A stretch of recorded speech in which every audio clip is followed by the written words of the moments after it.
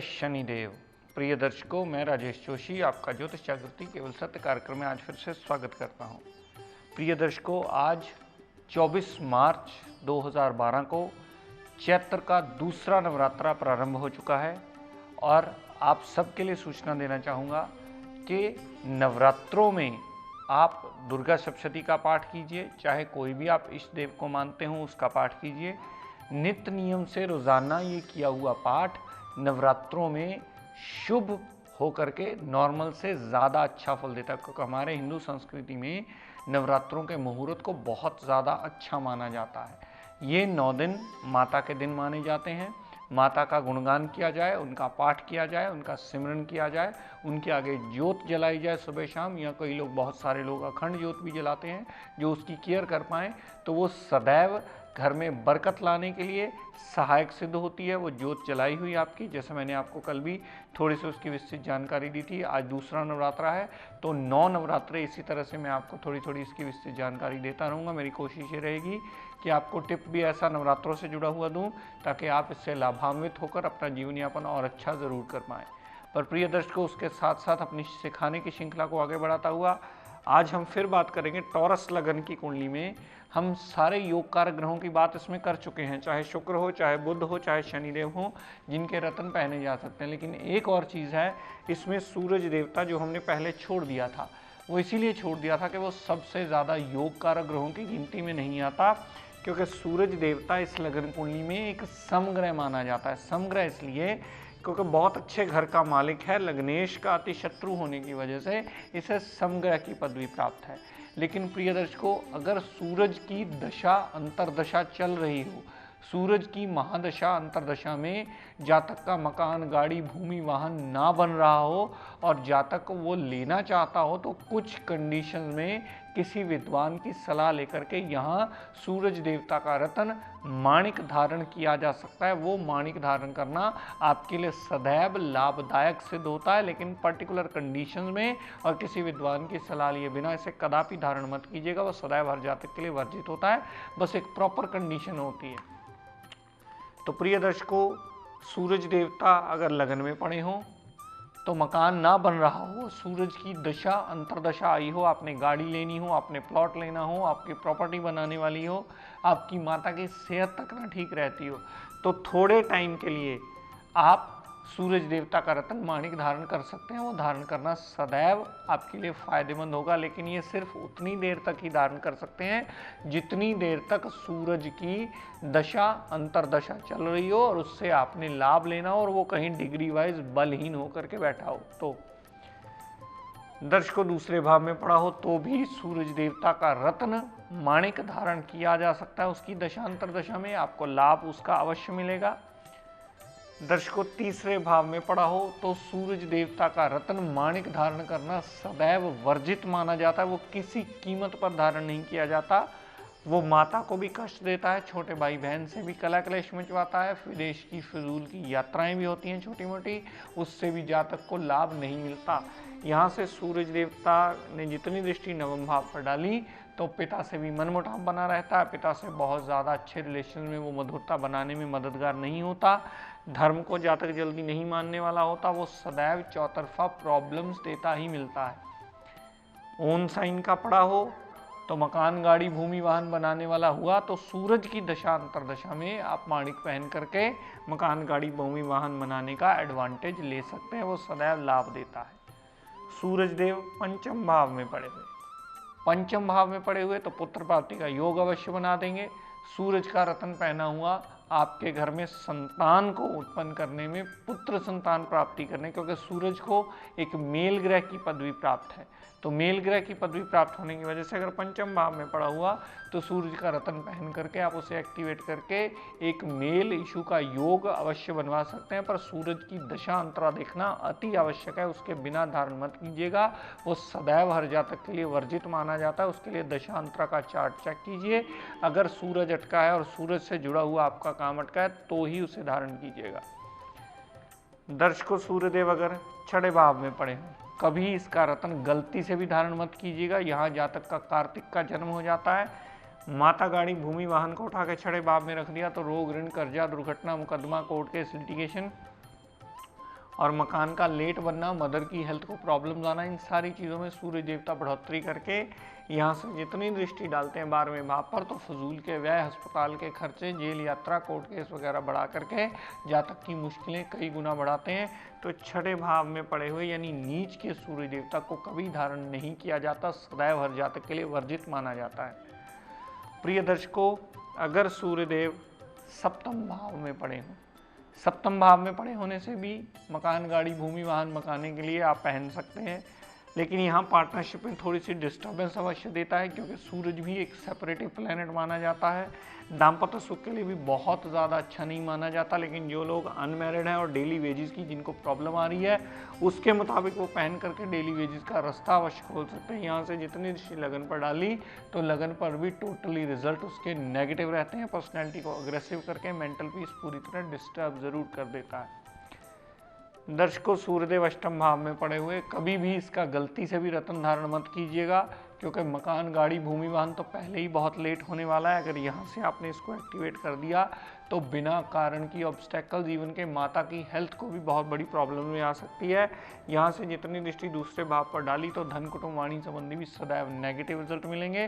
धन का अभाव बना रहेगा, परिवार पूर्णतः साथ कभी देने वाला नहीं होगा, और वाणी पर जातक का काबू ही नहीं रहने वाला। उसे ये समझ में नहीं आने वाला कि क्या बोल दिया जातक ने, वो सदैव टोटली रिजल्ट नेगेटिव रखेगा।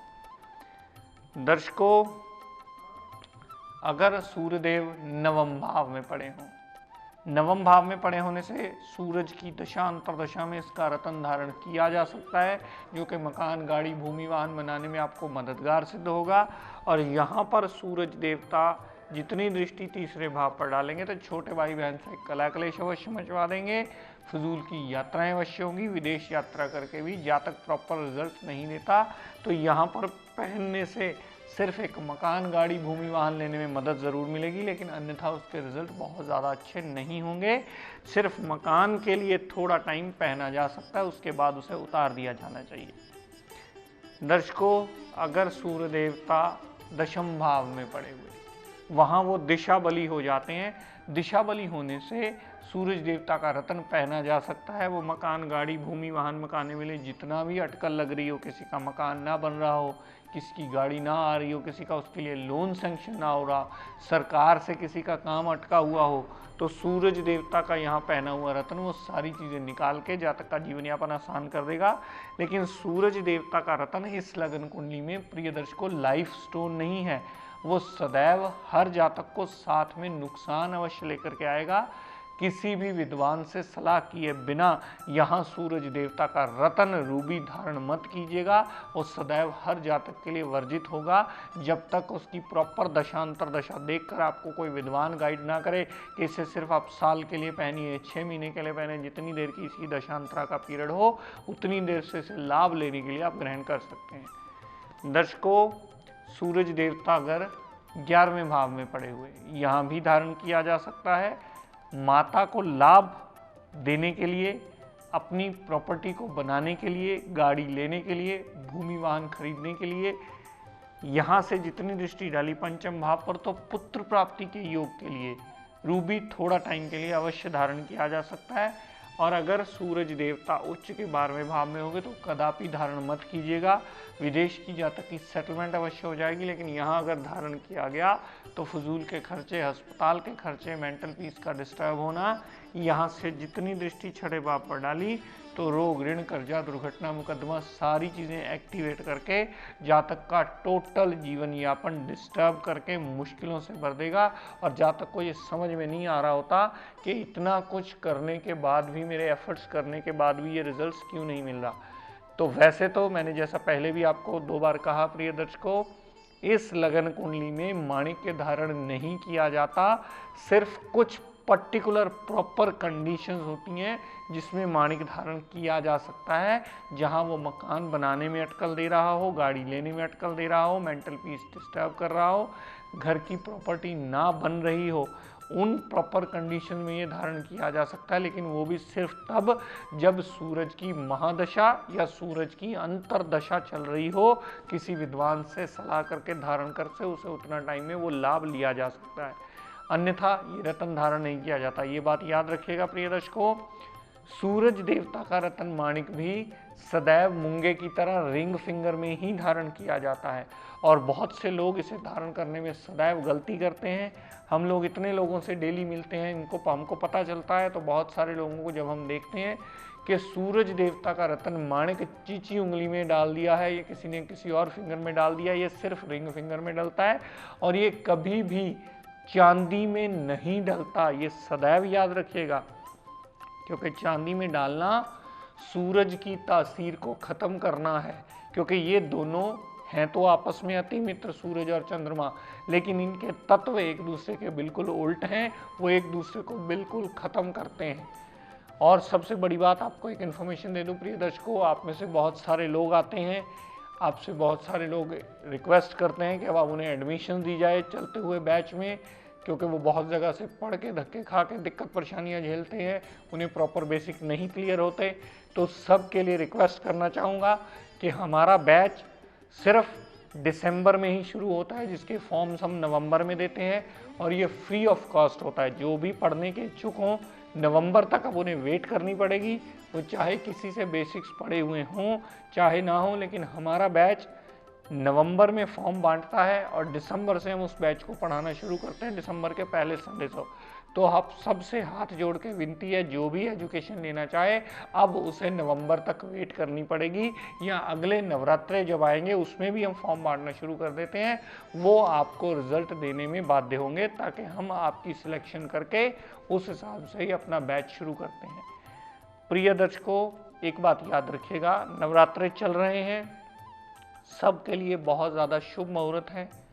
कोई भी जातक गाड़ी लेने का इच्छुक हो, मकान बनाने का इच्छुक हो, मकान का मुहूर्त करने का इच्छुक हो, दुकान का मुहूर्त करने का इच्छुक हो, कोई भी नई शुभ चीज़ लेने का इच्छुक हो, तो नवरात्रे उसके लिए सबसे शुभ माने जाते हैं। और घर की बरकत के लिए आज का टिप ऑफ द डे भी नोट कर लीजिए।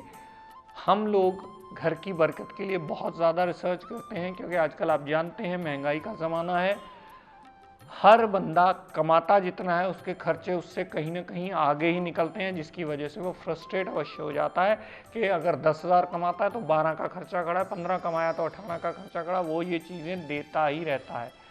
तो प्रिय दर्शकों, आज का special tip of the day note कर लीजिए, जो नवरात्रों से ही जुड़ा हुआ है। नवरात्रों में रोज़ आप अपना कोई भी पाठ करें, वैसे तो अगर दुर्गा सप्तशती वगैरह करें तो बहुत अच्छा रहेगा, नहीं तो आप कोई भी नित्य नियम का पाठ करके साथ में एक जल का बर्तन रख लें, चाहे कटोरी होनी, कटोरी में बर्तन में जल रख के ऊपर कौली मूदी मार लें, या गिलास में जल रख के ऊपर कटोरी होनी रख लें, सुच्चा जल रख लें। जब तक आप पाठ करें वो जल आपके पास पड़ा रहे, और जब आप पाठ करके उठें सबको वो जल चरणामृत की तरह पिलाएं, सारे घर वाले उससे पिएं और घर पूरे में उस चरणामृत का छिट्टा अवश्य दें, जिसमें जितनी भी नेगेटिव ऊर्जा होगी, जितनी भी किसी की नज़र लगी होगी, जितना भी दूषित प्रभाव आपके घर में होगा, वो सारा घर से दूर चला जाएगा, क्योंकि वो उस पाठ का किया हुआ असर उस जल में पूर्ण होता है, और वो आपका दिया हुआ छिट्टा पूरे घर में वो आपकी नेगेटिविज्म को दूर करके आपकी प्रॉब्लम से आपको फारिग करता है और आपका जीवन यापन अच्छा करने में बाध्य अवश्य होता है। तो वो जल पूरे नवरात्रे, पूरे 9 दिन अवश्य ही घर में पाठ करके छिड़कें, उससे आप काफ़ी लाभान्वित फील करेंगे। तो प्रिय दर्शकों, आज अपनी वाणी को यहीं विराम देता हुआ, हम सब के लिए मंगल कामना करता हुआ, शनिदेव से ये प्रार्थना करता हूँ कि हे शनिदेव, हम सब पर अपनी कृपा दृष्टि, दया दृष्टि सदैव बनाए रखें।